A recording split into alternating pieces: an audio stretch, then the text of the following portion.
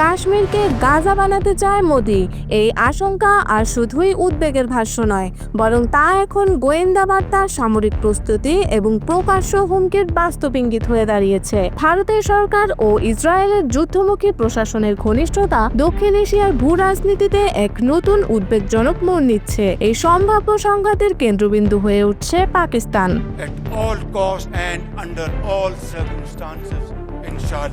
Iran ইসরায়েলের 12 দিনের যুদ্ধ শেষ হয়েছে ঠিকই, কিন্তু যুদ্ধের ছায়া সরেনি, বরং সেই ছায়া এবার ধেয়ে আসছে পাকিস্তানের দিকে।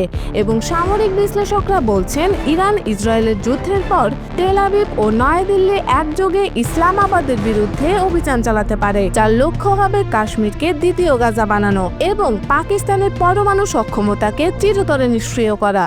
বান্ডেল থাকলে প্রতি সেনমানিতে টাকা বাঁচবে। বিকাশ সেনমানি বান্ডিল কিনে জিতুন প্রতি লেনদেনে। পাকিস্তানের শীর্ষ সাংবাদিক হামিদ মিরের মতে, এই ছায়ের পেছনে রয়েছে ভারত ও ইসরায়েলের একটি ভয়ঙ্কর পরিকল্পনা। একাধিক পোস্টে তিনি দাবি করেছেন, ইরানের পক্ষে প্রকাশ্যে অবস্থান নেওয়ার পর থেকেই ইসরায়েল ইরানকে পরবর্তী শত্রু হিসেবে চিহ্নিত করেছে। আর সেই অভিযানে এখন ভারতের সঙ্গে তৈরি হচ্ছে এক ধরনের যৌথ ফ্রন্ট। তার ভাষায় এই হুমকি আর কল্পনা নয়, এটি বাস্তব এবং পাকিস্তানকে কেন্দ্র করে যে কোনো সময় বিস্ফোরণ ঘটতে পারে।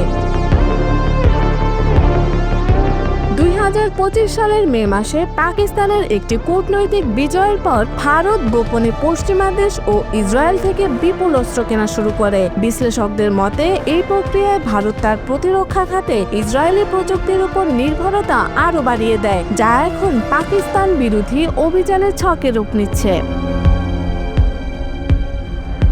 এই প্রেক্ষাপটে সবচেয়ে চাঞ্চল্যকর মন্তব্য করেছেন ইসরায়েলের সাবেক প্রতিরক্ষা উপমন্ত্রী ও বিশিষ্ট ভূ রাজনীতিবিদ মেইর মাসরি। তিনি সামাজিক যোগাযোগ মাধ্যম এক্সে আরবি ভাষায় লেখেন, ইরানে হামলার পর আমরা পাকিস্তানের পারমাণবিক কর্মসূচিও ধ্বংস করার চেষ্টা করব।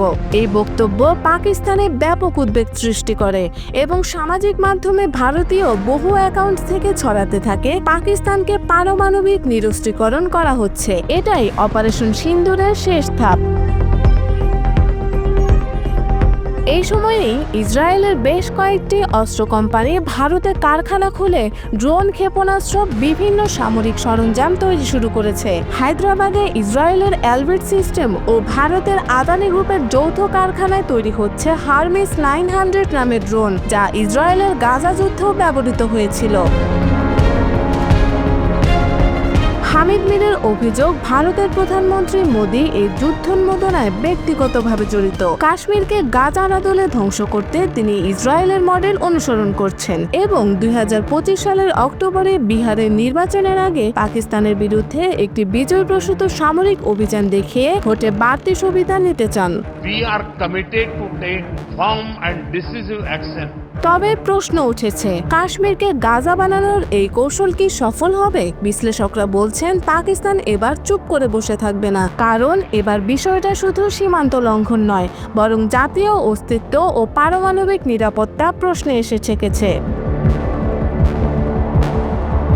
এখন যদি ভারত ইসরায়েল সত্যিই পাকিস্তানের যৌথ হামলা চালায়, তাহলে তা হবে শুধু দক্ষিণ এশিয়া নয়, পুরো বিশ্বের নিরাপত্তা ব্যবস্থায় এক ভয়াবহ কম্পন। ইরান, পাকিস্তান, ভারত, ইসরায়েল চারপাশে ঘনীভূত হতে থাকা এই পরবর্তী সংঘাত হয়তো আর খুব দূরে নয়।